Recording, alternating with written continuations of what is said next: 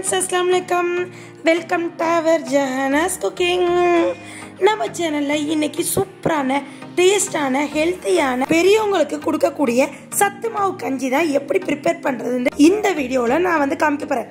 Friends, இந்த சத்து மாவு கஞ்சி பெரியவங்களுக்கு கொடுக்கலாம், குழந்தைங்களுக்கு கொடுக்கலாம். ரொம்பவே ஹெல்த்தியா இருக்குங்க. ரத்த சத்து, அனைத்து வகையான சத்துங்கள் இதுல இருக்கு. ஃப்ரெண்ட்ஸ், இது வந்து நான் அரைக்கிறதுக்கு மிஷினில் கொடுத்து அரைச்சி வச்சுக்கிட்டோம். இப்போ இது இன்னொரு வீடியோவில் போடுறேன். இப்போ இது எப்படி ப்ரிப்பேர் பண்ணுறது தான் இந்த வீடியோவில் பார்க்க போகிறோம். அதுக்கு நான் இந்த குழிக்கரண்டியில் ஒரு கரண்டி எடுத்தேன்னா 4 கிளாஸ், ஒரு நார்மல் சின்ன டம்ளரில் 4 கிளாஸ் தண்ணி, அப்புறம் 1/4 டீஸ்பூன் உப்பு. இது ஈஸி மெத்தடுங்க. அந்த ஐட்டம்ஸ் மட்டும் ப்ரிப்பேர் பண்ணி வச்சுக்கிட்டிங்கன்னா மார்னிங் டிஃபனாகவும் சாப்பிட்லாம், இல்லாட்டி 11 மணிக்கு சாப்பிட்லாம், இல்லாட்டி ஈவினிங் 5 o'clock டீக்கு பதிலாக இதை சாப்பிட்டுக்கலாம். நீங்கள் ஹெல்த்தியாக ரெகுலராக இதை எடுத்து வந்தீங்கன்னா உங்களுக்கு ரொம்பவே சத்தாகவும் டேஸ்டாகவும் ஈஸி மெத்தடில் 2 நிமிஷத்தில் நம்ம இந்த சத்து மாவு கஞ்சியை முடிச்சிடலாம்.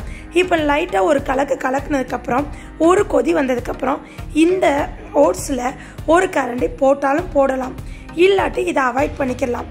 ஃப்ரெண்ட்ஸ், கிட்ஸுங்களுக்கு கொடுக்குறப்ப இந்த ஓட்ஸை அவாய்ட் பண்ணிடுங்க.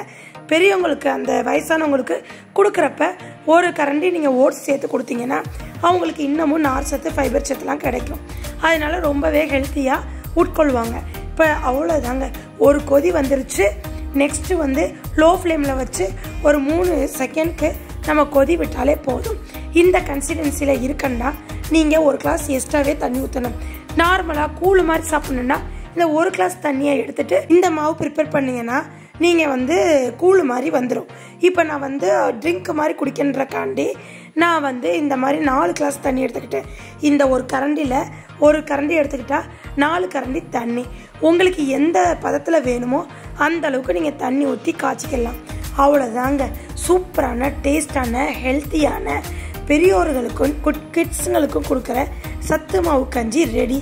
இதே மாதிரி நீங்களும் உங்கள் வீட்டில் செஞ்சு உங்கள் வீட்டில் உள்ள கிட்ஸுங்களுக்கும் பெரியவங்களுக்கும் கொடுத்து வந்தீங்கன்னா ரொம்பவே சத்துங்க.